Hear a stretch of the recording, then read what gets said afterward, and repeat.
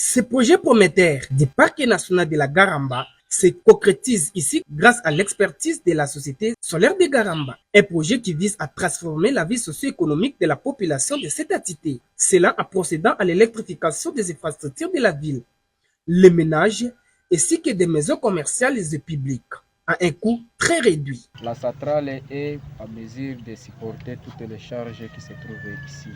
Grâce à ces 520 panneaux solaires et ces 17 puissantes méga batteries, cette centrale solaire marque un tournant dans l'accès à l'énergie propre.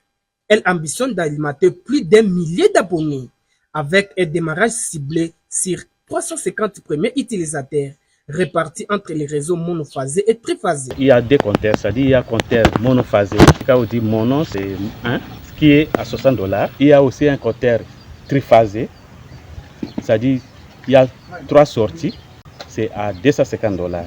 Et on met des monophasés surtout là où ça ne demande pas beaucoup d'énergie, là où il y a des menuiseries, des garages, là où il y a des appareils qui demandent beaucoup d'énergie. C'est une grande réponse qu'on est en train de donner. C'est juste des phases pilotes. Un motif d'espoir, d'énergie pour toute une communauté à la recherche de la lumière durable. Nous saluons d'abord l'effort de cette société.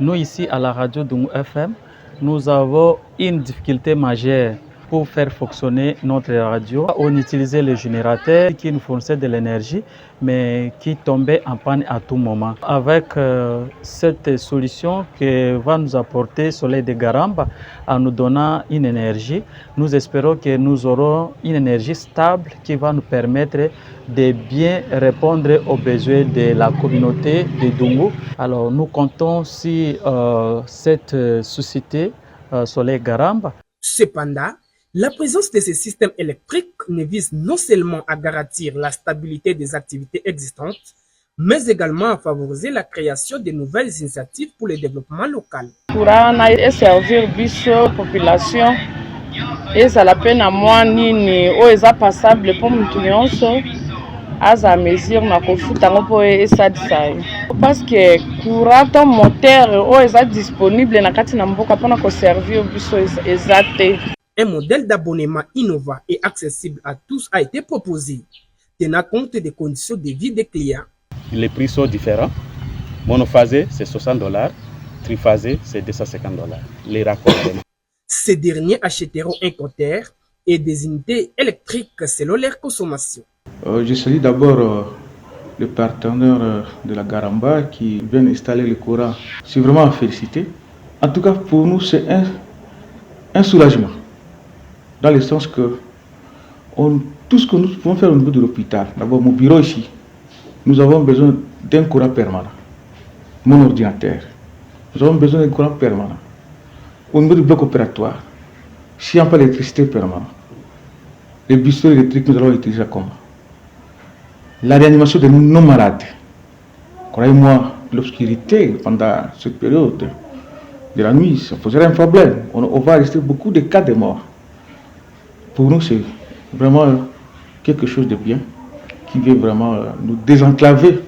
Ça va contribuer à la diminution de la mortalité, surtout pour les prématurés. S'il y avait l'électricité, on aurait dû peut-être plaidoyer pour avoir une morgue au niveau de l'hôpital. Donc ça va nous ouvrir à beaucoup d'horizons.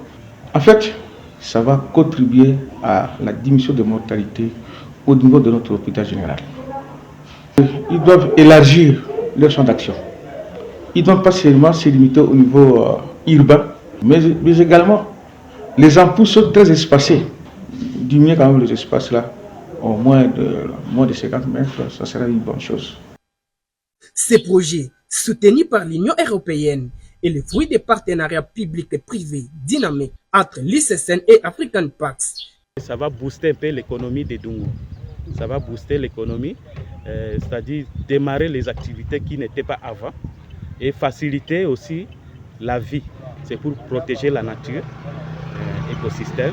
La population peut compter actuellement sur ce qu'on est en train de faire et avoir l'espoir que d'ici peu, la deuxième phase va servir presque 90% de la population.